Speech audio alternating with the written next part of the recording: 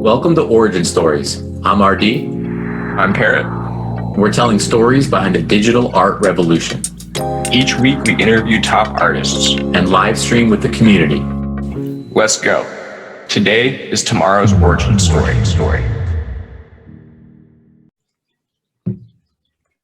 Gavin Shapiro, welcome to Origin Stories. Hey, what's going on, Roger?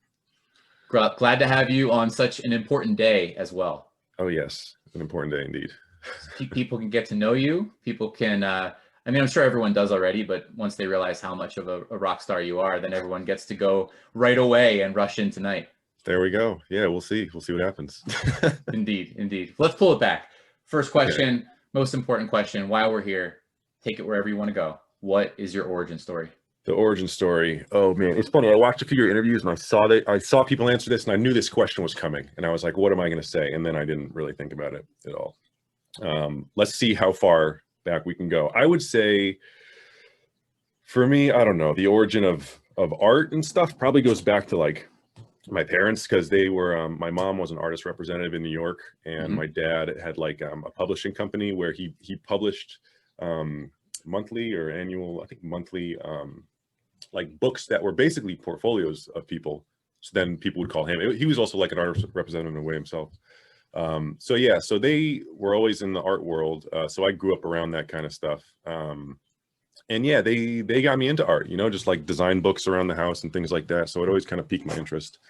And then when I was a kid, they got me this software called Bryce 3D, which is like 3D design software. Looking back on it, it's probably pretty primitive and basic. You can make like, a mountain, put water under it and stuff like that.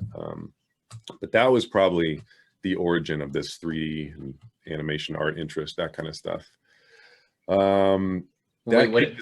Yeah. So real quick, pausing there. Yeah. One of my favorite questions to ask is, what did you make first? Or what did you make first that resonated with you, that when you dove into that 3D program, something was staring back at you that you were really, truly proud of? Man, at that age, I don't know if I could even conceptualize those kind of thoughts and emotions. I think I was just like, holy shit, I made a mountain. Yes. Like, that's sweet. There you go. Reflection under it. Dope. Like that was probably the first stuff. I actually have that stuff online on like an Angel Fire website that somehow hasn't been taken down. I bet I could find that and send it to you, and it'd be very embarrassing. I will absolutely gladly. Yeah, it was called Pixel Concoction. That was the name of it. I was inspired by that guy, Digital Blasphemy. I'm just remembering this now. Do you remember that? No, I do not. It was like a guy who made wallpapers, and they were like just sweet 3D wallpapers. So that was an inspiration too. I haven't thought about that in a long time. Digital Blasphemy, yeah. Oh my god. But yeah, okay. So that's like the childhood inspiration, and then I think like really getting into 3D and animation and motion graphics, that started in, let's see, professionally that probably started in college, because I did an internship with The Onion. Oh really? Yeah. So they had an office in New York, and they have like a web series of videos, like fake news videos. Fake news has a different meaning now, oh my god. But they had news videos that were like parody news videos, and they had to look like real news videos. So they had like graphics packages, and they had effects where they would do composites of like famous people in certain situations and stuff. So I was brought on as an intern in college doing stuff for them. And then after college, they hired me to work on their first TV shows. They had a show on Comedy Central and a show on IFC that were like news shows. So we had to kind of up the bar because that was on TV. Yeah, and it was like me and a few guys, and we were just making all the graphics packages for these news shows. And it was sweet. It's all lining up why you want to make people smile now. Yeah, exactly. Right. Yeah, I remember that being my goal. Like after high school and after college, I was like, my goal in life is to like make funny videos. And then it was like my first job out of college is The Onion, and I'm like, now my life has no meaning. What else can I aim for? How perfect is this? Yeah, so very spoiled in that way. But also it made me kind of question like, oh, what do I go for now? How do I take this further? And what am I aiming for? But yeah, so did The Onion for a while. It was the kind of thing where I would get booked on like 3-month gigs at a time, like a season of a show. We would do that and do that and do that. And then after a while, they closed their New York office. They moved their headquarters to Chicago. Maybe their headquarters was already there, but they closed the office and like took production back to Chicago, basically. So then I did freelance stuff with them from time to time, but it was less frequent. But I was getting other freelance work through connections I had made through The Onion, various producers and other comedy TV shows and stuff like that. Freelance for a while, a lot of different things. I'm trying to remember the timelines here. Yeah, sorry. Yeah, let me jump in there. So yeah, you mentioned this thought that dawned on you. Where do I go from here? You know, I've achieved my life goal. I'm working at The Onion. Here it is. Yeah. How do you then reorient your, call it your mental mission or your modus operandi? Like where does it go from there? Sure. Well, you know what? This is actually a good point in the story, because in college, I studied abroad. No, I visited a friend who was studying abroad. And that was the first time I ever traveled on my own. Like I had done like trips as a kid with my parents or something. That was the first time I like went to a foreign country on my own and like visited a friend who was studying in college in Tokyo. So I visited him for 10 days in Tokyo, and it was like, oh my God, this is amazing. Like, you know, I had done language classes in school before, but it was like the purpose of doing the language class was so you could pass the language test and you get your language requirement. There was no like real application for it. So going to Japan, it was just totally eye-opening, as naive as that sounds, because I was like, people use languages, there's culture behind languages. Yeah. And that trip really sparked an interest in travel and language learning for me. So I started learning, I wanted to start learning Japanese, but they didn't offer it in the semester when I got back from that trip. So I really still wanted to learn languages. So I started learning French in the meantime, because my best friend, my childhood friend growing up, he grew up speaking English and French because his dad's French. So I was like, oh, I'll learn French so I can like have secret language with him. So I started learning French. And then when the next semester rolled around, I signed up for Japanese too. So then I got like obsessive with language learning. So by the time I graduated college, I had like decent level of French and like pretty basic level of Japanese under my belt. So now with this other goal of making funny videos like checked off, and what do I do now? I was like, I want to live and work abroad. I want to do that because I have the opportunity to do that, having learned some parts of these languages. Like I want to go strengthen that and live in other countries. Why not? So then I made it my goal after a few years of freelancing. I was like, I want to live and work abroad. So I started figuring out how to do that. Got my reel really good. I emailed tons and tons of companies. Let's see. Man, I'm trying to line up this timeline. Let's see. So so after a good time freelancing, there was a point where I was seeing someone at the time. I was with a girlfriend at the time who had just gotten a job teaching English in Japan. So she was going to move to Japan for a year. So then I said, okay, I'll visit her back and forth for a few weeks at a time. So I was having an experience of living in Japan for a little bit. So it was like, it was like out in the countryside in the middle of nowhere. So there was this year where I was kind of like, I had time there and I had time at home, and I was sort of refining my language skills and refining my my motion graphic skills and stuff like that. I was working from home in her apartment for like freelance clients, because I could do that at the time. I was just freelancing and working from home a lot. Yeah. So after that year of sort of back and forth, I moved to France for 3 months, and I said, I'm going to find a job here. Before I went to France, I went on the internet and I just found as many French motion graphics companies as I could in Paris. I found like around 100. I emailed all of them. I set up about 10 interviews, and I went, the second I got to France, I was just like going through the interviews and stuff and embarrassing myself. I have stories from that too. And then I finally found a company that was like, we'd like to have you in for a few days. Your work's good. And why do you speak French? Like, this is, French family. Like, but yeah, it was a cool company. I worked a few days in a week. And then the next week it was a few more days. And then they were like, you're here for 3 months. Can we just book you? And I worked in France for 3 months. I even just another timeout. I love that you did that. I think it's so underrated, that type of a blast effort, right? When you believe in yourself, when your language, you feel like it's up to par, your passions align where you want to spend time somewhere else. You have the skill set, and then you just blast 100 emails out. It was kind of like that. It was like, if I want to make this happen, I need to make this happen. I have the potential to, if I put my heart into it and put in the hours to like realize this, actualize this. But I made it happen. It was incredible. It was like 3 months working at this French company. It was all in French.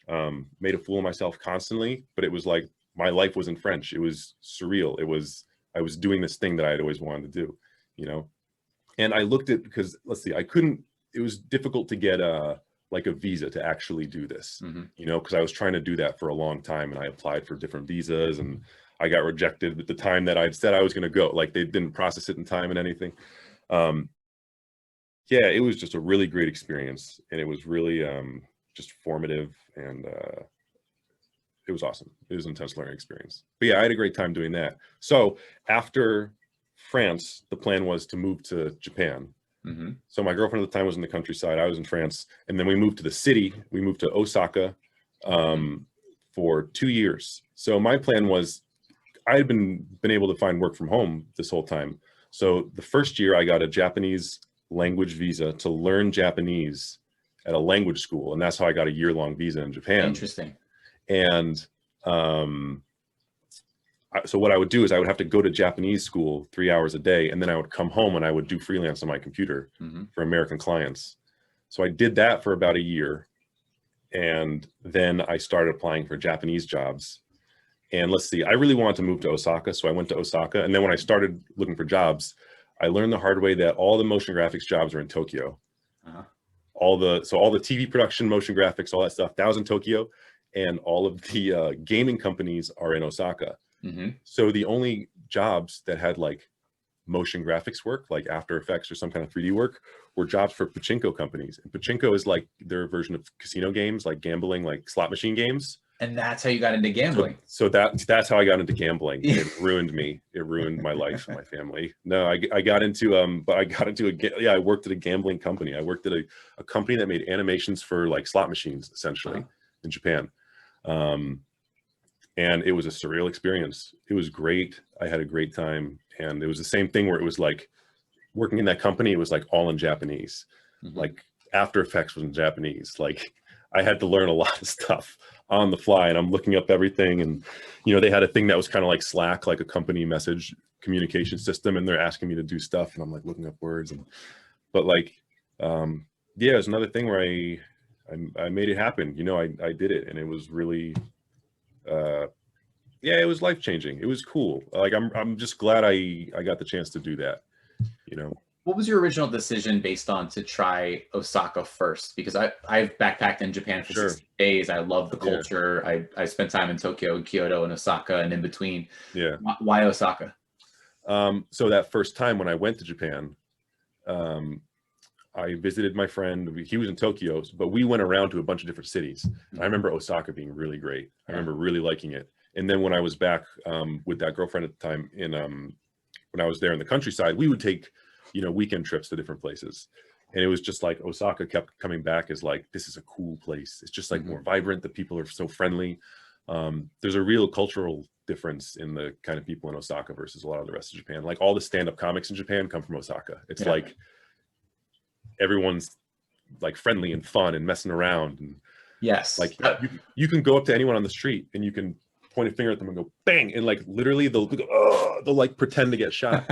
Because me and my friends like saw that in a YouTube video. We're like, that's not true. And then we would do it like on a night out drinking. We would just be like doing that to people, and they'd be doing it back. And like, it's just a lot of fun. Really, really fun, cool people in Osaka. Yeah, when I was romping around, that was the place that I was told you need to go spend a night in Osaka. You need to, you know, you could do Tokyo, do Kyoto, do Fuji, you know, but then make sure you take one night and train it from Kyoto to Osaka. Party. And then come back and keep going with your trip. It's a really fun place. When I was there, I made a video that went viral where I dressed up as a mannequin and I stood outside stores on Halloween and I scared people. I have to go find this. I did not come across that yet. It was crazy. I was like, I edited the video and I put it up, you know, at 10 p.m. or something, which is like 10 a.m. US time, you know, Eastern time.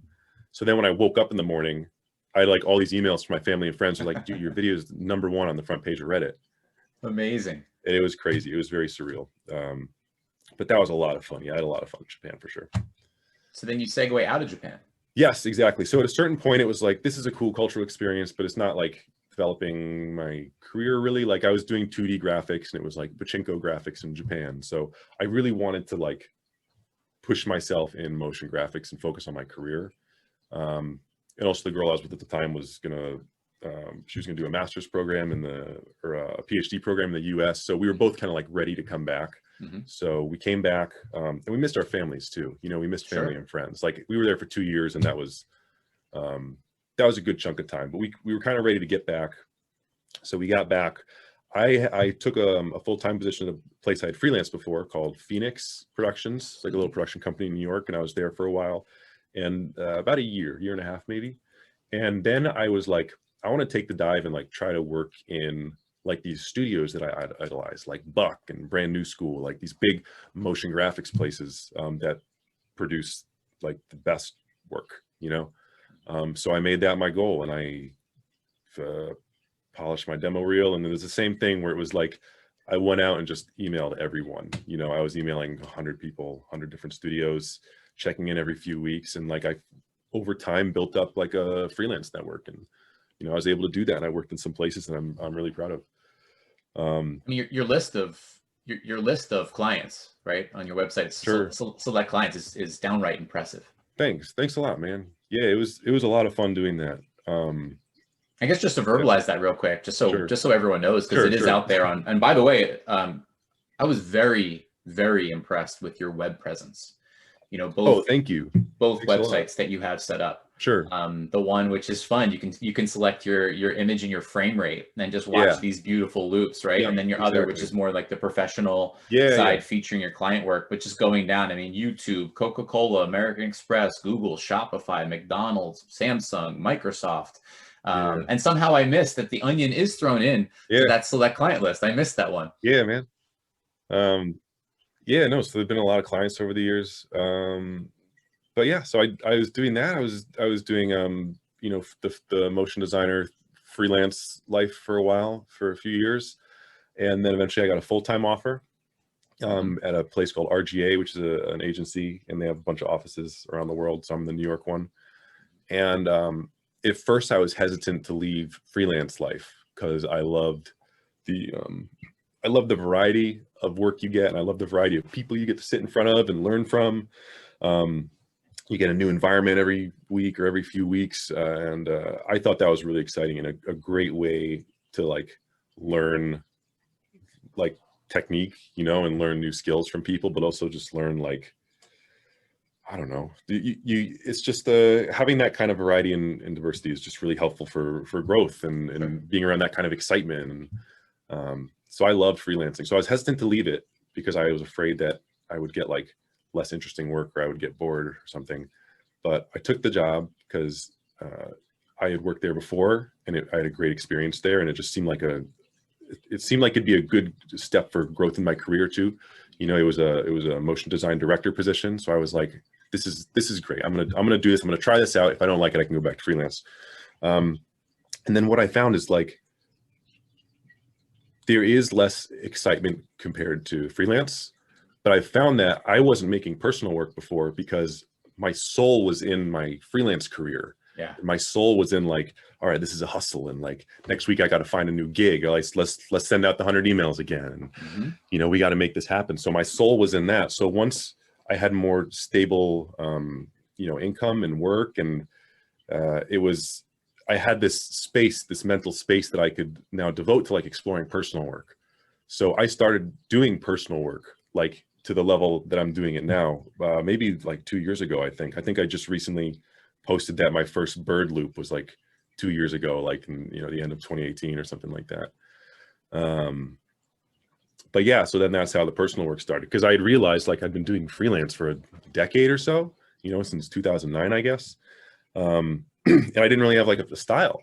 You know, that was a real confrontation for me, because I tried doing little bits of personal work here and there in the past, but I never like made anything that I was like, this is me and this is something that I'm proud of. And I had to sit down and literally like think about how to make a style. It was like an analytical process for me, sort of, because it never came naturally for me. I'd watch artists, you know, have styles and make work and say something in their voice, and you see an artist's work and you can tell it's theirs.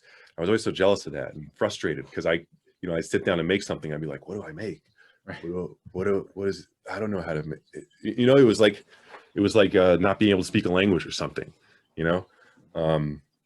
so yeah, I had to sit and break it down and start from zero basically, and try to find a voice and try to figure out what I liked doing art wise and what I wanted to say, and I'm still doing that, and it's evolving all the time. You know, every time I think I've figured it out, it's like, oh, now it's different. And, you know, it evolves. It's a constant evolution. So as someone who does, in my opinion, have such a clear voice and style, I know it's always evolving, right?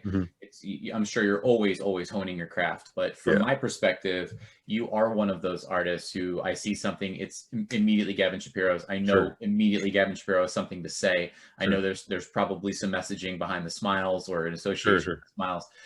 Pulling back to the initial stages of that process where you say, hey, I'm not freelancing anymore. I have this mind share that is open to creating my own stuff, but I don't have a voice yet. Is there a helpful exercise that you could pass along to someone who maybe is in that exact moment right now? Yeah, 100%. I mean, what I did is I was like, okay, if I have a style, I'm making something that people are going to look at and be like, that's you. What is that going to be? And I kind of realized like the only thing it can be is like, it has to come from you. Like, as corny as that sounds, it has to be something that's genuine to you and sort of, I think, take advantage of your strengths as an artist. So I sort of sat down and I was like, what do I like? What are parts of me? So my first, you know, what are things that are unique to my life experience? You know, that would be interesting to show and that I would want to show and communicate. So when I first started exploring this stuff, I was playing with elements of Japanese architecture because Japan was a big part of my life, you know, and I also was playing with penguins. I was throwing penguins in there because I'd always liked penguins as a kid. I don't know why. There are pictures of me when I'm like 1 and I have like a huge penguin stuffed animal. So that's great. Always collected penguins, stuffed animals as a kid or whatever. Is that a penguin on the wall, by the way, above your right shoulder? I don't see it. Probably. Hold on. Where is? No, I can only see half of it. Looks like a sketch or a drawing of some kind up in the frame. Oh, up there? No, those are some nudes my girlfriend made. Oh, it's funny. I couldn't tell whether it was. Oh yeah, no, those are just some. Oh, there we go. Okay. Yeah. I only had that sliver. I'm like, is that the black back of a penguin? Exactly. Anyway, complete aside. No, it's fine. Yeah. So I'd always liked penguins. I thought they were like cool looking. They're like a well-designed bird. I guess they're like beautiful, and also they're just funny. They're just funny as hell.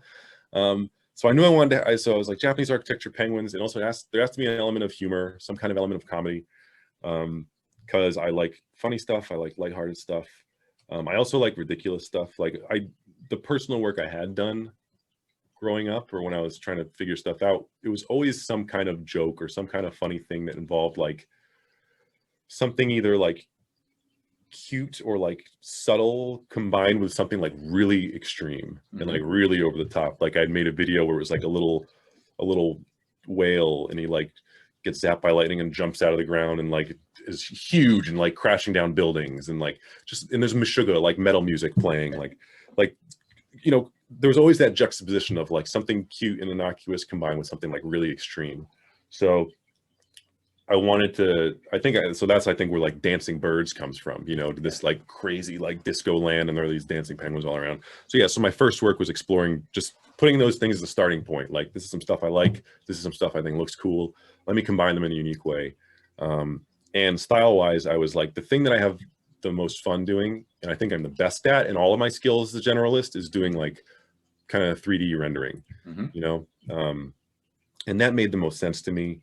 I can't draw. I can't do like cell animation. I've tried that. I've done little experiments, but it was always like a really heavy lift. It was always kind of a slog that I tried to get through, as opposed to something that I naturally wanted to do and have fun with. Yeah, and I find 3D just really fun. Like, there's so much freedom to working in 3D.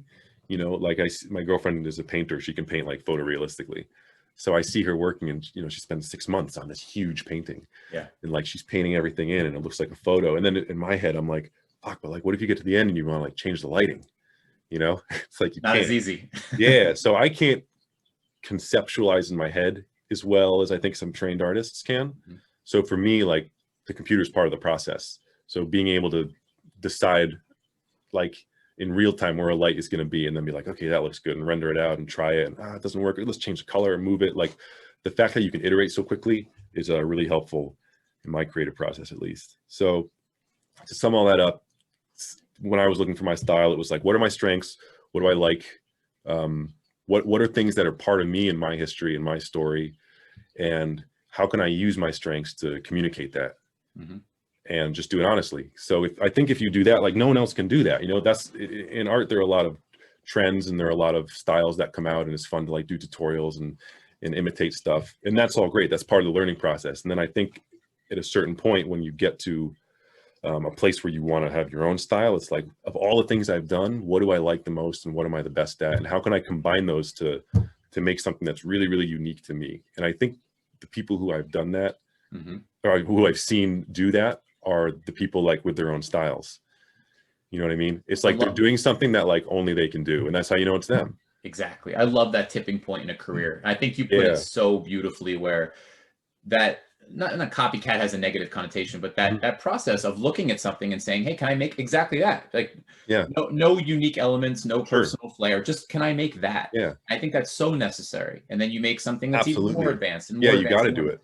And then the process that you're describing, it's that tipping point. It's now I'm here. Now I'm confident. My craft has, arrived at a certain critical juncture, and then you start baking in, like you said, what is uniquely yours. No one can take that away from you. Even if they try to replicate it, it won't quite have your spirit. So that's sort of what I landed on. Is like, let me try to do something that no one else could do, because it's not their story, and not their strengths. So that combination of things, I think, is what helps define a style. I like it. So how does that in your world, how does that become the bird loop? Why is that the first thing? The first thing. Let's see. So I don't know. It kind of got to this point where I've always just been making loops for this personal work. I think just because it's satisfying. It's I think it's just really cool to look at. It's also just like kind of a challenge for me to like see what I can make work. What I can make loop. I think it's kind of evolved in that sense. Because like the first one was a loop, but it was just one scene and like the camera moved around. And then there was stuff where like, it was two scenes, or like it rotated or it moved. And then eventually it was like, now there's scale involved. Like, can you make a loop, but it's like scaling up the whole time? Like, so it just sort of went bit by bit and got more and more complicated. So, and also when like sort of psychoanalyzing myself, I feel like I'm doing loops because some of my first like really like work that I was proud of, like professional work, where I was like, I need to make this look the best. Like, when I was at The Onion doing these TV shows, we had to make so many assets that looped. We had to make like lower thirds that came up, and then there was a loop. So we had to figure out how to make it loop. Or like a background wash where they put like photos over or something, had to make it loop in case they ran it for a long time. Or like mortises with people's heads in it, people like talking heads, like a news thing, like that might be up for 2 minutes with two people are talking. So like it's got a loop. So I was always in the mindset of like, how I need to make this loop because I got to deliver this. So how do I do it? So it was a lot of looping problem solving. So I can imagine that being like in my formative years, my formative like design years, I guess. I think it just sort of stuck with me. So I'm always thinking of how to like tie up loose ends and like make it work and make it perfect. And I'm definitely a perfectionist. It's taken a while to get to the point where I have to be like, that's not perfect, but you need to move on. Like, post it, it's out there, and then only you're going to notice that thing, but next time you're going to improve that thing. Like I even have a list of things where like I write down things that I think worked and didn't work. And then the next time I sort of like keep that in mind, like don't do that because last time this didn't do this worked. What did you post recently? There were two broken penguins. Right? When there are two penguins in the background. Yep, exactly. Yep. That was my first bird loop, That was the first bird loop. That was the first bird loop. Man. So that was like 2018 in October or November or something. December. That was the first bird loop. But in the back there was a glitching penguin. And like I noticed that after I'd posted it, and I was like, I gotta accept this, like that's out there. But then always that I would notice things like that. And then even like after I'd spent a long time on something and I had the final render, I would notice a glitch and I'd be like, learn to accept imperfection. Because I think it's more helpful at times to take a mistake that you've noticed and use that to improve your next iteration. So you can keep learning more and more, and you can iterate more and faster, and you can I don't know, for me that's been helpful in learning how to grow and not getting stuck on something and getting frustrated by something, like just learning to let go more or less. And in a weird way, right? For someone who is so perfect, right? Like watching your loops, they are so pleasing, and there are so few when you really think about it, there are so few glitches or imperfections. Sure. Me personally, looking back, right, and seeing a glitching, like you highlighting a literal glitching penguin in the background, to me, that only makes it better, because we're seeing the 100% over and over and over again. So when it drops to a 99 and out of the corner of your eye you catch something, it almost elevates the work. Sure. That's funny. Yeah. So what do you do then with that first bird loop? What's the process? I now want to bridge the gap to tokenization, right? Sure. How it strikes you that now I'm not only going to do personal work, but I'm going to tokenize something. Right. And in do you mean like history from when I did that to getting into Nifties, or? Exactly. Yep. Okay. So first bird loop, I sort of just put it out there. Like when I started putting out personal work, it was kind of just like, I'd seen all these artists on Instagram doing that, and I thought it was impressive, and I thought it was really interesting, and I was like, I want to share my stuff too, you know? So it's always been just like, let me make some art and let's put it out there, see what happens. And then after a while, it was like, oh, this is really fun. And I was trying to get it out, get more people to see it, get more eyes on it. Just because it was, I don't know, it's social media is interesting. It's a lot of validation for sure. You know, it's like the whole concept of social media is built on validation. So that's an aspect of it. It's just like, it's fun to see people respond positively to something you make. But also the thing that really got me was, it was fun seeing people like enjoy something that I made, you know, people saying it like made them smile, or they thought it was hilarious, or they thought it was interesting. They wanted to learn how to do it. You know, and then that inspired me to make tutorials, because people were interested in learning how this stuff happens. I'm like, of course, I want to share my knowledge. I want to share what I've learned and pass it on, you know, started conversation and dialogue. And so I just kept doing it. You know, I would put stuff on Reddit and see, you know, one of the things got like 7 million views in a day, which is crazy. You know, I had friends sending it to me. They're like, dude, you're just on the front page of Reddit. Like, and not like a mannequin prank that I did, like a piece of art that I made. You know, like that's a very surreal feeling to see like an artwork you've made be responded to so positively. So I don't know. It's been fun to see it grow and see the work like make people smile in some way. And eventually Nifty Gateway reached out to me last year, I think in May or June or something. Because your first drop on Nifty Gateway, one of the first drops on their site, right? July 30th was the date. July 30th. There you go. So I did that. They reached out to me and said, do you want to do a drop on Nifty Gateway? And my first reaction, I was like, is this a scam? Like, what is this? Because they're like, yeah, you know, like we're getting artists, like just give us your work. Like artists usually make around like $7,000-$10,000 on the first drop. I'm like, cool, this sounds a lot like a scam. So I just asked them a lot of questions, basically. And I showed it to a friend of mine. This is a friend who I was telling you about before, who's like trying to get the Kenny Scharf thing. And I showed it to him, and he looked through the site, and he was like, oh, Kenny Scharf's on here. He's like, I think this is probably legit, man. I was like, oh, shit, okay. Because I personally didn't know who Kenny Scharf was.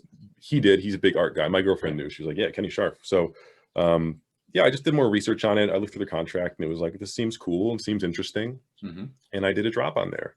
And it went really well. It sold out in like 20 minutes or something, you know? Or I don't know. Yeah, I checked it 20 minutes after 7. I was like, I wonder if anyone bought my stuff. And it was like sold out. They bought all my stuff. All of it. And I was like, what? This is crazy. It was a really surreal experience to see something like that work. So how do you choose then? So that's interesting. So that is your gateway into Nifties. Yeah, exactly. Was Nifty Gateway reaching out to you? Oh my God. Wow. Is that crazy? That was my Nifty Gateway. Yeah. That was your Nifty Gateway. Now, how do you choose? Now, looking back, and I've shared with you that your Blackout Edition it just hit me over the head because now, and of course, we'll get to the rest of the body of your work. But it's so colorful and it's so vibrant and it's so in your face in the best of ways. Yeah. And all of a sudden, I look back and admittedly, I was not around on July 30th, right? Sure. Admittedly, I did not know a Nifty existed on July 30th. Sure. I came in after the fact. But looking back and finding that work of yours, it just stood out to me. It was like, this is clearly Gavin Shapiro, cool. and it's without the color, sure, which you may think would take away from it. Right. But in my opinion, it just kind of stands apart, and I enjoyed that thought. So what possesses you to put out the blackout edition as opposed to something with vibrant color? Sure. So let's see. When Nifty Gateway approached me with that, this was right when like the Black Lives Matter movement was getting a lot of attention, and it was getting a lot of traction. And I had been trying to figure out a way that I could help in some way, in a way that I could give back and participate in this, other than just like putting a black square, you know. Because to me that felt like, sure, you're drawing attention to it, but it felt like sort of an empty gesture. So Nifty Gateway reached out to me sort of right at this time where I was looking for a way to help.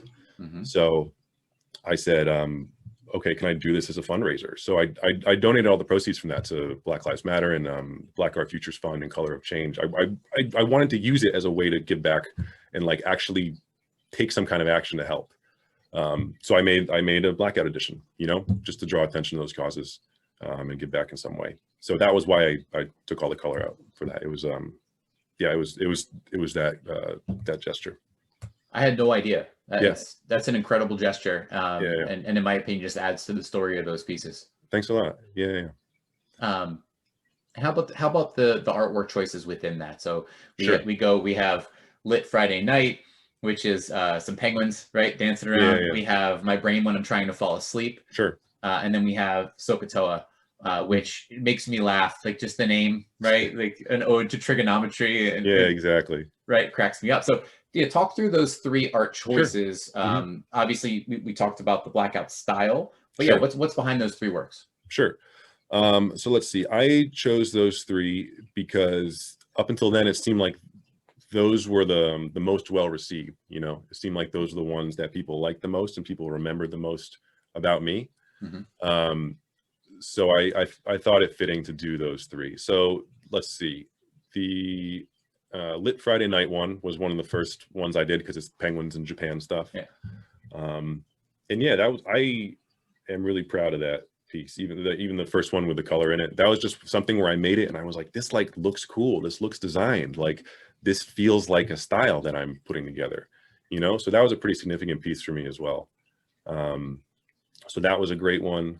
And I wanted to make sure I put that in there. My Brain When I'm Trying to Fall Asleep, I think that was the first one that I made where I was like, whoa, I'm onto something. Because that was the first one with the scale loop. You know, the other ones up until then were like the scene was rotating or it was moving in some way. But that was the first one where it was scaling. And once I made that, I was like, this is something cool. Like, I think I'm onto something here with this. And a friend of mine said, he's like, you can see on your Instagram, like when your style took off, and like, that was the first one. Because after that, it was like things just started getting weirder and weirder. So that was an important one for me to include as well. And then the Sokotoa one was one that I just really, really liked and I was really proud of. Because that was one where I really put a lot of planning and thought into like, how can I figure this out? Like, how can I take that scale thing and like take it a step further, you know? In the way that My Brain When I'm Trying to Fall Asleep, the way that one works is there's basically a square, and then inside that square, there's another one. So you're taking the whole scene that's a square shape and you're putting it inside the smaller square. And then you're just making the smaller one as big as the original. So that's how the loop works, and it just goes forever. Interesting. So I wanted to take that and say, what if I did this in that triangle fractal, just call it Sierpinski triangle, because there's another opportunity there, because it's like a triangle and then inside you have another triangle. So it was like, what if I take this a step further? And now that it's this Sierpinski triangle fractal, you can put other holes all over the place. So that was just like a challenge I set for myself, and I ended up figuring out how to do it. And I was happy with the way it turned out. So those three pieces were kind of like achievements for me in a way. They were like milestones in my artistic development. And I think that's also why I wanted to include those.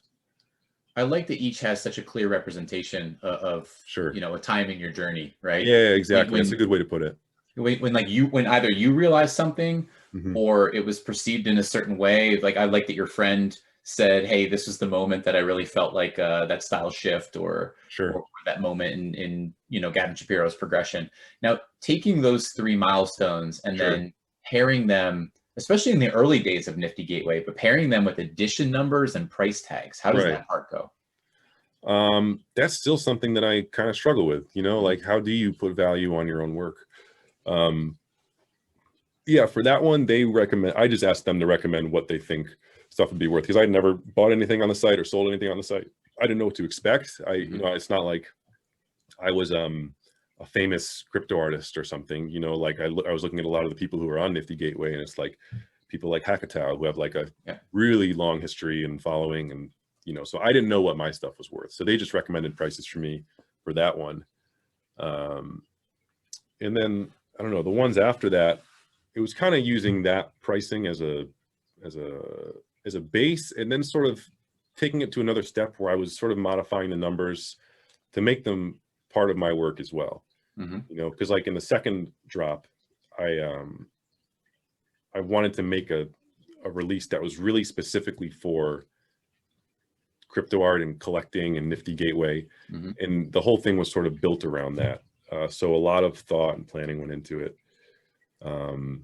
And that's the October, right? Real collectibles for an imagined reality. Yeah. Because that I was like, okay, what is this whole thing of collecting? Like a lot of the art here that's on these sites is just like some digital thing someone made, and it's put in, it's sold as a digital thing. But I was like, what if we made something that was really for like, you're collecting a digital thing, you're collecting an object. Like, let's try to bring the experience of collecting something, holding it and touching it. And like, what if you had this real object? What if you had like a flamingo that was real, and it was an animatronic wooden and brass thing.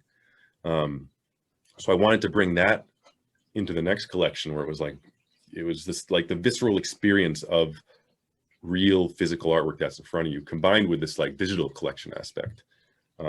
And in that one, when I set the prices, they were sort of similar price range, but they were, the numbers were related to like, I think it was 180 and 360 and 720. It was like numbers that are related to the numbers that I use in my work. Like all my stuff's 12 seconds long, it's 360 frames. So everything was kind of some sort of multiple or variation of that. And those numbers are just great numbers anyway. It's like number of degrees in a circle. And it's like, I don't know, there are Wikipedia pages that tell a lot about it, but like things that are in base 60 were in ancient mathematics systems. And like, that's a really convenient number to use because it has a lot of different multiples and factors. And anyway, I am not surprised, by the way, that you put this level of thought into it. Yeah, that's what ends up happening is I spend too much time thinking about all these little details. But yeah, so what was the question? I've been rambling. We're just having a fun ride through. We're just rolling with it. All right. I think it was about how do you price your work? Yes, right? Edition numbers, pricing. Edition numbers, pricing. For the blackout edition, you took the recommendations of Nifty. For the real collectibles, you put a little bit more thought, infused obviously your own numbers, use that as a barometer for making decisions. Totally. Side note, you post a kinetic sculpture and a kinetic sculpture broken during production. What was the thought there? Yeah, so that was the same thing. I wanted to play on this idea of what's it like collecting physical stuff? What's it like collecting digital stuff?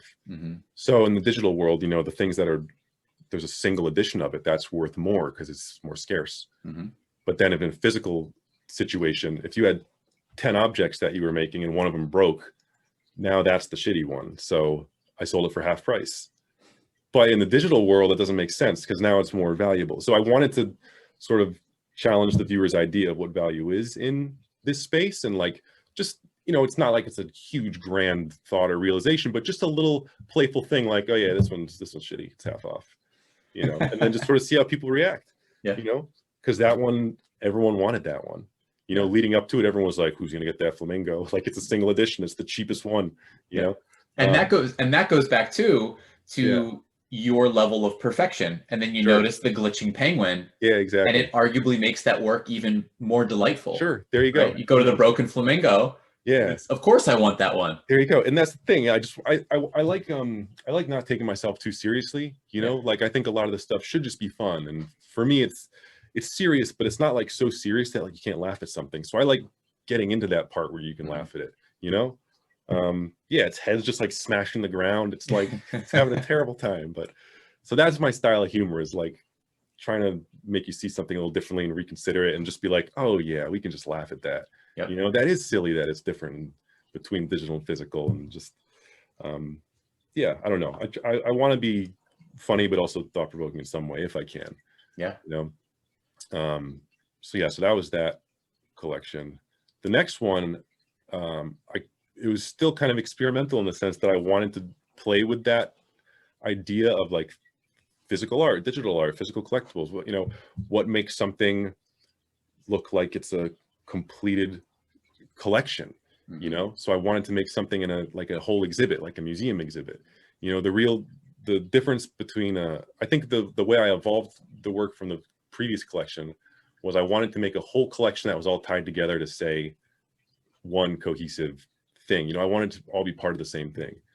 The Real Collectibles for the Imagined Reality was, you know, I had this idea of like sort of bridging or blurring the line between digital collectibles, physical collectibles, but it was still like each thing was its own piece. Yep. You know, so the next one I was like, let me make it more cohesive. That is creating infinity. Creating infinity, yeah. It was like I wanted the whole, and I also wanted the whole thing to be like a tutorial, because again, going back to like, what is my style? What is my strength? What do I like doing? What's important to me? You know, so I love sharing knowledge, and I love you know, teaching people if I can. You know, like I have learned so much from so many people along the way who've just put tutorials out there, or who just talked to me and gave me advice or helped me fix something. So it's like, that's how a scene grows, I think, is like people are willing to share, you know? So I wanted to share. I wanted to just give back in some way, and I really enjoy doing that. So I wanted, you know, I had made a bunch of tutorials already, like YouTube tutorials and stuff, and I wanted to capture that essence of a tutorial in like a whole collection, you know, and a whole like museum exhibit. Like, here's this final thing, and like, here's how you can conceptualize that. Here are the steps leading up to it. So, and in this case, steps are conception, genesis, cohesion, fusion, and infinity. Yeah, exactly. And then maybe even tying that all together, talk to us about the information pamphlet. Sure. Yeah. So then I wanted to have some kind of surprise aspect, you know, because the last one there was like, you know, oh, here's a collection. This one broke, you know, so it's cheap. And then people were like, well, so I wanted to have some kind of twist or something neat to look out for. So yeah, that was the idea of having a QR code where you could get an actual information pamphlet like you would at a museum, you know, like complete the experience. I wanted to give it away for free, but they couldn't do that. Like something with the technology on their site. Yeah. It's like a, you know, pamphlet in a museum, you just get something to go. Yeah. I wanted it to be not announced. I wanted it to be like, if you were at this exhibit and you were curious enough to like get the information pamphlet, then like you get one, here you go, you know? So almost like a reward for like playing into it and being a part of the whole experience, you know? For sure. Yeah, I just wanted to do something that took it a step further, and again, made people go, oh, interesting, you know? So yeah, so that was, yeah, that was sort of the idea behind that, just making it a more like immersive experience and getting people involved in it. So who finds the first information pamphlet? Because from my perspective, I am away with my family at some friends' houses that weekend. Yeah. And I remember it was the morning, you know, everyone's obsessed with digital art now. So I'll find a time to, you know, jump off over here and look at my phone and scroll on Twitter or Nifty Gateway. And I remember seeing all these information pamphlets pop up all at once, and they were just flying. And I thought, what is this? I didn't know it was coming. I don't know what I don't have time to fully explore now, but it's stuck in my head. And I remember thinking about it on the drive home. I'm like, what does Gavin Shapiro have going on with this information pamphlet? Yeah, no, eventually someone got one. Yeah. You know, I think it was like 2 hours into it. And I was like, oh, you know, a tweet. I was talking with Tommy at Nifty Gateway. We were sort of going back and forth, like, when's someone to get one? Someone got one. So I was like, looks like someone scanned the QR code finally. Yeah. You know, and then people were like, oh shit. And then, then they started flying. But yeah, that was a really fun aspect of that too. Yeah. I mean, that's the pulling back for a second. And again, going into my perception of Gavin Shapiro's artwork. Sure. It's just so high level in two ways. You know, you really have two distinct things going on. I mean, one, the level of craft in the loops themselves. And like you said, playing with scale and playing with perspective and all of those things, it really just shines through. The other side of it is, I don't know, call it like the mental game or the mindset that you approach these drops with, right? You're thinking things through, whether it be the titling, whether it be the playing with the digital physical collectible interplay, now to creating this very cohesive, creating infinity, coming up with the information pamphlet, QR code, waiting for someone to find it on their own and dive in. I have a really, really high level of appreciation for those nuances. Thank you. Thanks a lot. Yeah, a lot of thought goes into them, you know? Yeah, no, I appreciate you noticing it. Yeah, for sure. Before we go, because I will give the cliffhanger, I definitely want to talk as much as possible about what you have going on now. But before we do that, I want to accomplish two other things as earmarkers on your journey. And the first one, just to stay on Nifty, since we are here and talking a lot about it, I also took a moment to visit your Nifty collection. And I want to take a moment to go over those. So you currently, as of this recording, own, I think it's 8 Nifties. Okay. And the very first one, by the way, actually, let me go to the second one first. This is David O'Reilly, right? Yeah. And hearing you describe that the first 3D object that you created and maybe noticed was a mountain, I thought it was funny. Oh yeah, that is interesting. That you then purchased a David O'Reilly mountain, right? But the first one ever was an Aeforia. Yeah. Wow. Yeah. Let's see. I had always been a fan of his work. Like when I first started doing, you know, stuff on Instagram and just looking at artists, like he was one of the first ones who was like a significant figure who had just had really beautiful work.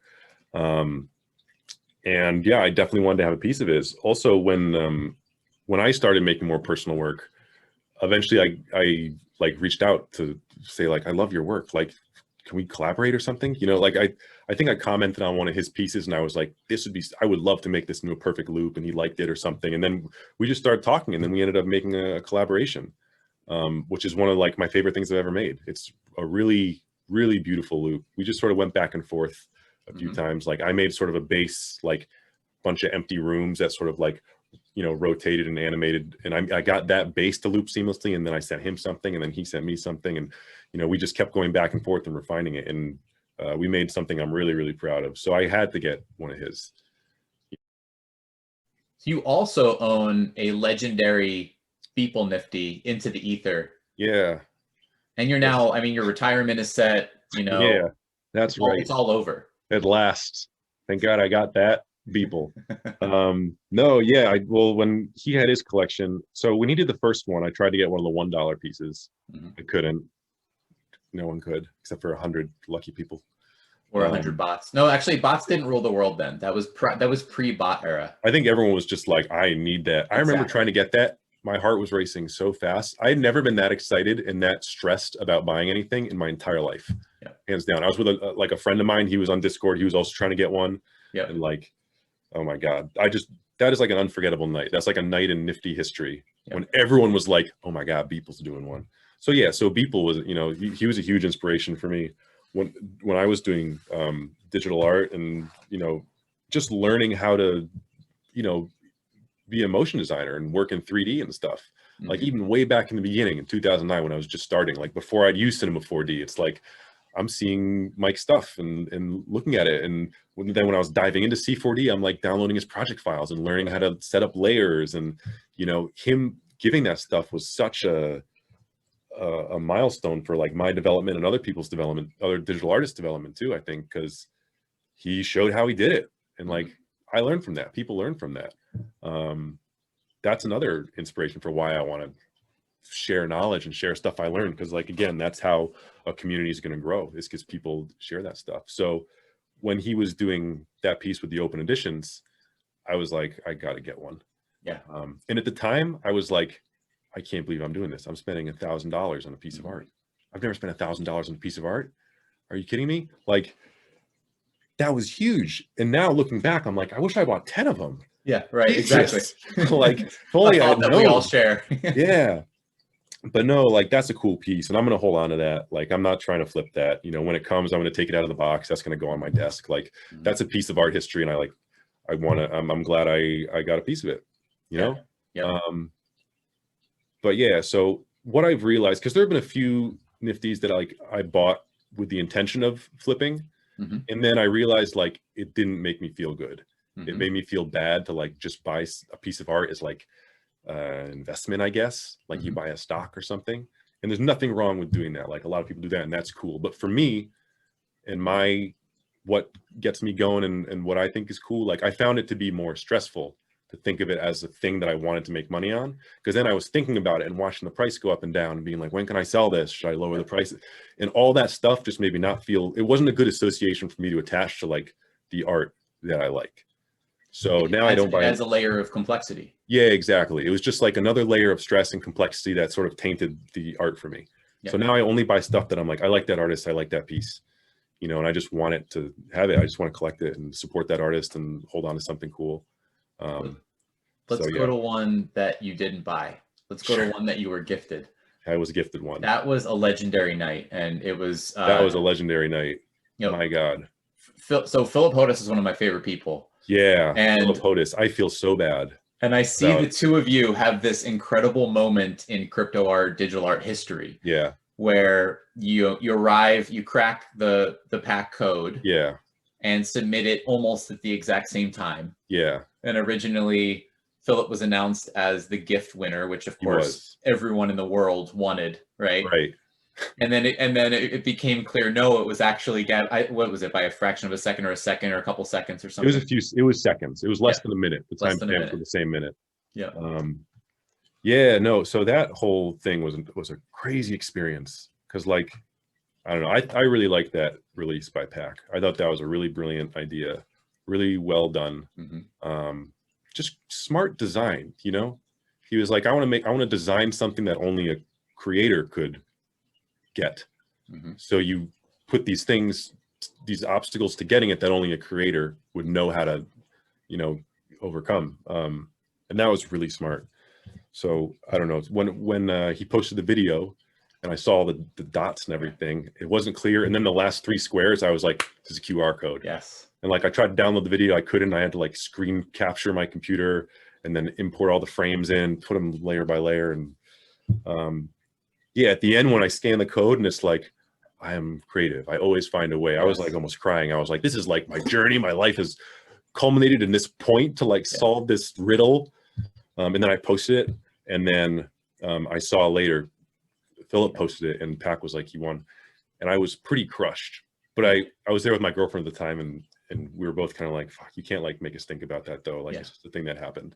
So did you kind of know, like in the moment, were you kind of pretty sure that you had snuck in there? And yeah, because I did it and I like refreshed the page, and I was the only one who had written that. Yeah. And then I like refreshed it again, and I saw he had put it up. Yeah. So yeah, it was kind of a thing where like I had accepted it. Yeah. And I was like, I can't like take away this guy's moment right now. You know, that's not the right thing to do. But someone else noticed it and called it out. And then I went with it at that point. But I don't know. If that hadn't happened, I probably wouldn't have brought it up. Yeah. Because that's a cool moment to have, you know. I didn't want to be the one to take that away from him. So I still do feel bad about it, honestly. You know, I think everyone, you know, I know that Pack had shouted out Filip very soon after that, and I feel like all will be right in the world. I think all will be right. Everyone wins. Yeah, in the end, it's fine. It's, you know, it's a crypto art drop. Like there are other things in the world going on that are more pressing. But yes, but in that moment, it feels like the entire universe. Dude, did it ever? Yes. Oh my God. Yes. But no, that was a great drop. I really like that. But yeah, no, Filip's work is awesome. His work is really, really cool. Yeah. And then not to spend too much time, I want to get back to your artwork, right? I want to get back to Gavin Shapiro, but I did, you know, recently I've been engaging in these discussions with artists, and it's interesting. I talked to a few people recently who just have this high level of respect for artists who collect other artists. And so that was resonating in my mind as I was working through some notes, you know, for our recording today. Yeah. That was so fresh on my mind. I just had to talk about it today with you. Definitely. Because I can see you as someone who's obviously earmarking these other artists that you have a high level of respect for.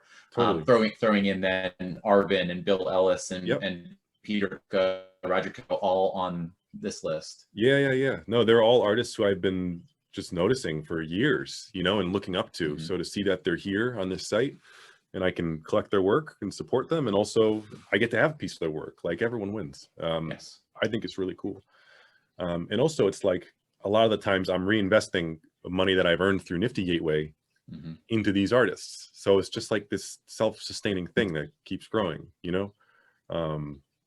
So I think it's great. I'm really enjoying being a part of it for sure. Yeah, that's great. It's like a life cycle, right? It's like it really is an ecosystem. Yep, it's an ecosystem. You got it. So let's go the other direction that I really wanted to go was to your SuperRare page, because it does have just a number of incredible artworks, and thank you. The best place to go is all the way to the beginning, and that is social distancing, right?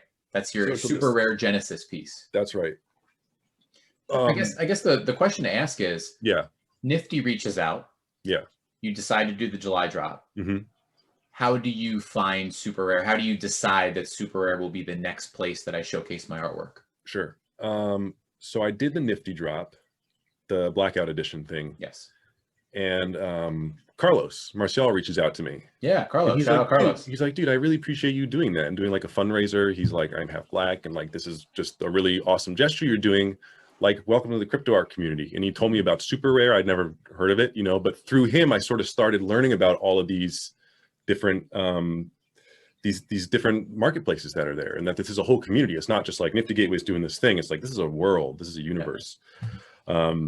So that was sort of my introduction to it. So then in looking through them, I was like, SuperRare seems like another great one that people are talking about, and it seems like a great platform. So I reached out to them because I had a question about the application process or something. I forget what it was, but I reached out to ask them some questions, and they were like, "Oh, we were about to reach out to you. Could we like schedule a one-on-one? Could we talk about this?" And then they onboarded me onto SuperRare.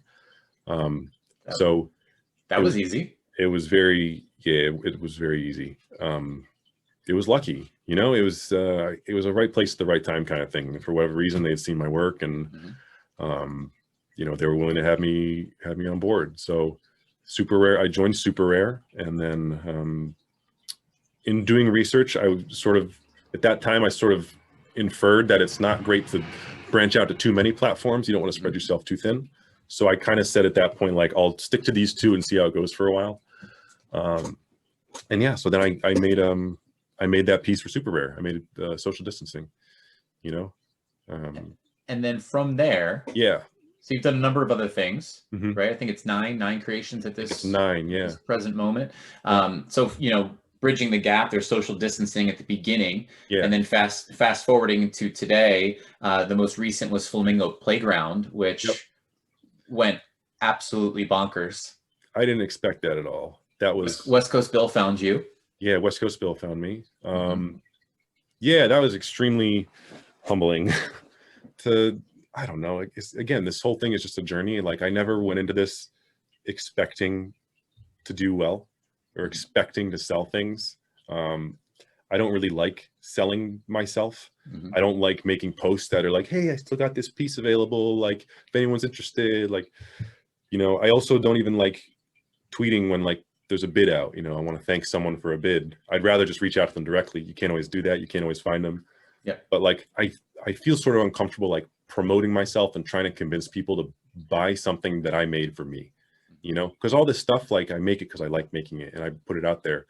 But the goal is not make this to sell it. The goal is like, make something, learn something new, push yourself. Like, it's always the artistic journey for me. So to do that, to make something for fun, with someone, you know, to collaborate with someone and make something for fun, and it has that kind of response, is just like unbelievable. It's really, really humbling. You know, and just listening to your origin story, listening to the trajectory. Yeah. Back when, you know, you were craving learning languages and craving traveling and going to Japan and going to France and putting yourself out there and sending all of those emails. It's very clear that you're, I'm going to call it this, you're in this position of power, so to speak. And I mean that in a very, very positive light, where you're good. You're going, your life's mission is so clear, right? And you're good. Like you're taken care of, and you have this mind share that you can now devote to true personal work. So it just makes sense to me. It resonates to me that it probably is a bit uncomfortable to talk about the money aspect, because that's not the genesis of it. Yeah, exactly. You know, yeah, man, for sure. But, you know, funny enough how this life works. Yeah. Often when you're in such a position and you're putting your heart and soul and mind share into the personal work, a lot of times that stuff does follow. And from my perspective, I think it's let's forget the dollars and just focus on the attention. I think it is a pretty incredible thing to see, you know, the Gavin Shapiro attention meter continue to rise. Yeah, it's wild, man. It's surreal. You know, it really is surreal. I know I say that constantly, but it's a surreal experience. Yeah. You know, that this is my life. It's a Black Mirror episode. This crypto art is what there should be a Black Mirror episode about crypto art. Yeah. You know, we're living it right now. We're living it, man. And we're taking the Black Mirror right into the lightning round. We're going to play a game real quick. Okay. We're going to play a quick game, and then we're going to get to and focus exclusively on what you have in store for everybody later today.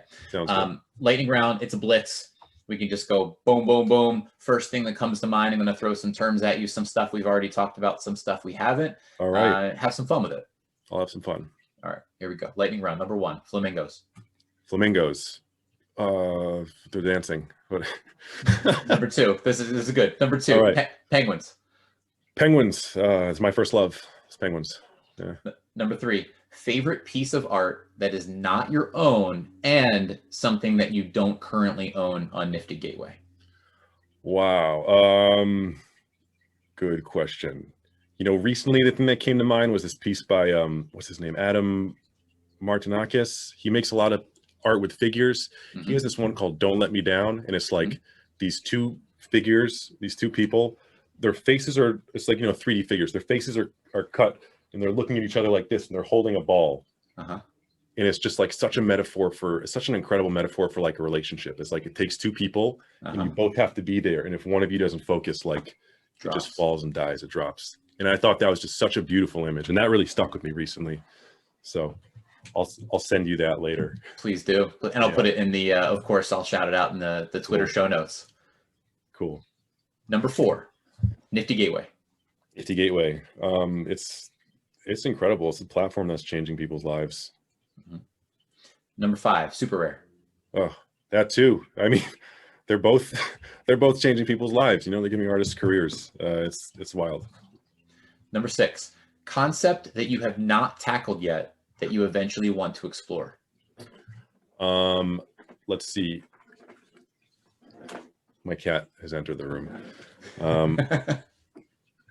Let me think about that. I hope that your cat ends up climbing and oh, she probably will. She'll be up there and on the desk, I'm sure. Okay, a concept that I have not tackled yet but want to explore. I want to explore more giving back to the community, or just doing a piece of art that draws attention to a cause that needs it. I want to do that in a really focused and intentional way. Coming full circle in a sense, right back to the Blackout Edition from July. Because that was like, I wanted to help, but I didn't have a lot of time. And I was like, I think this is something I can do efficiently where I can help people right now, you know, but I would love to do a bigger thing than that. Make it not even just about me, make it, you know, maybe give a marginalized community a voice on Nifty Gateway in place of my drop or something like that. Like I want to do something more. I want to do something more impactful. I can't wait to see what you come up with there. Yeah, I'll think about it. I think it'll be good. Number 7, dream collaboration. Dream collaboration. Oh my God. Let's see, like Andreas Wannerstedt, maybe, or Billelis. Yeah. I'd love to collaborate with Billelis. Okay. Hear that, Bill? We just shared whiskey with Bill on Origin Stories. Bill's the man. Bill's great. I love his love for Meshuggah. That resonates with me a lot. I love his dark stuff.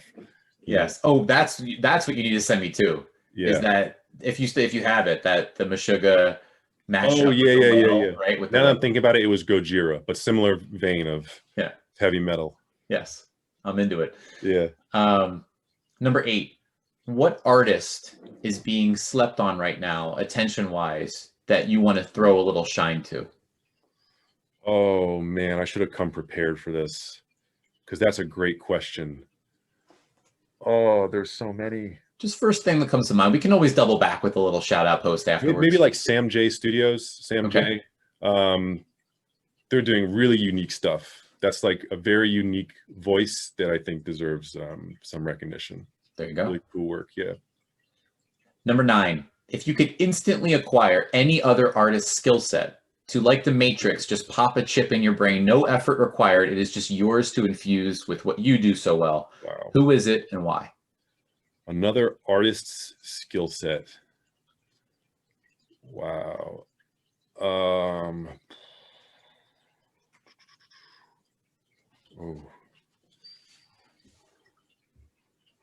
that's a great question. Man, it's hard to think of an artist, but like a skill set that I wish I had was the ability to like model really easily and just comfortably. Oh, you know who? Rusted Pixel. Okay. Yeah, Paul's awesome. His work is just so, his modeling work is just so good. It's so expressive. Like the way he communicates personality through modeling is fascinating. And it's just really, really good. So check out Rusted Pixel, because I wish I could do all of his modeling. All right, Rusted Pixel it is. Yeah. And then number 10, it was impossible to prepare for this question because it's a new thing that I'm doing. Okay. And so it has 2 parts to it. I'm asking someone that I interviewed prior to pose a question to the artist that comes after he or she. And so here is the question that you're receiving. And you're receiving this question from MBSJQ. Okay. And the question is, where will you be in a calendar year? And or where will crypto art be in a calendar year? Wow. I don't know. Everything moves so fast. I don't know where I'm going to be in a week. That's the fun of it. I don't know where I'm going to be after today. In a year? In a calendar year. So February 10th. Well, that's the date of our recording, by the way. Sure. People are witnessing this on a Monday. So take whichever date. February of 2022. A year from now. Where will I be? I would love to be doing crypto art full time. I think that'd be a cool goal to be able to reach. That's where I'd like to be, I think. Okay. I think that's a wonderful answer. I'll hope that I'll be there. And where will the space be? Oh my God, I don't know. I mean, at this rate, it's just going to keep going up, become more mainstream, get more people into it. Also, I can see it becoming like, because right now it's like pretty hard to get into SuperRare Nifty Gateway, you know? So I can see a lot of other platforms coming up that are going to fill niches or become more customizable or like a specific need or something like that. I can see a lot more platforms coming up, and even things that let people release stuff on their own without a platform. Like I can see it becoming more decentralized. Yeah, that makes sense, you know? Yeah. Because there's a lot of room to grow.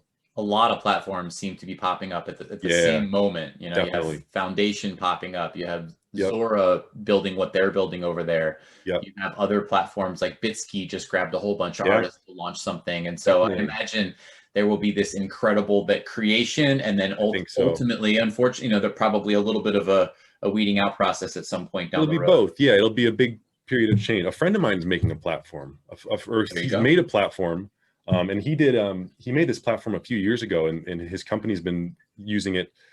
They started doing it to like give authenticity to physical art, and now they're sort of pivoting into digital art and doing NFTs and stuff for digital collectible. The platform's called Portion. It's portion.io.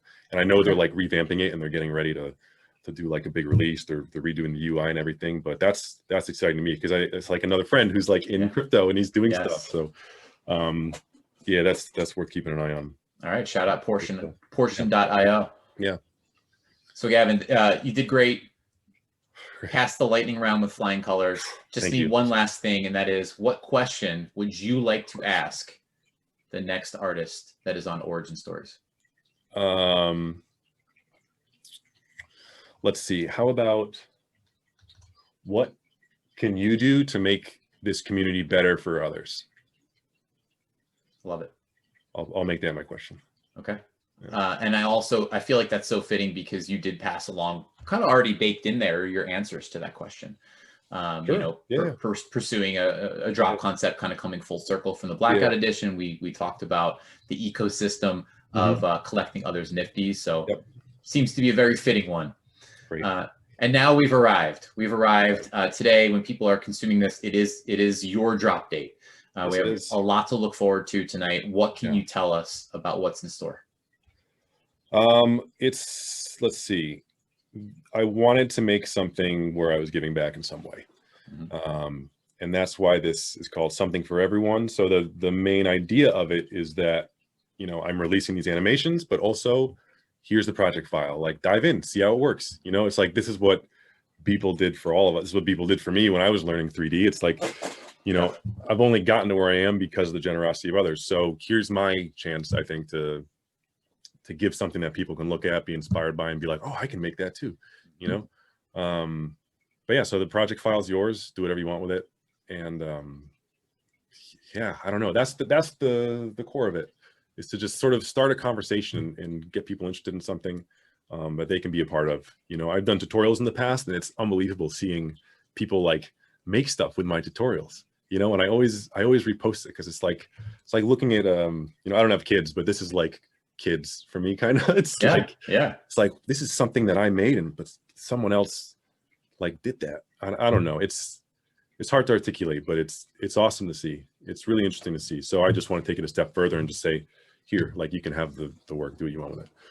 And you also are taking the concept of the information pamphlet then to the next level, right? Sure. Yeah. It's here. Let me describe to you the creation process and lay out for you a creation process. And then now it's no, just take it and go do something. Take it. And there's a tutorial that's going to go along with it, just to break down how it works and how you can use the project file to the fullest.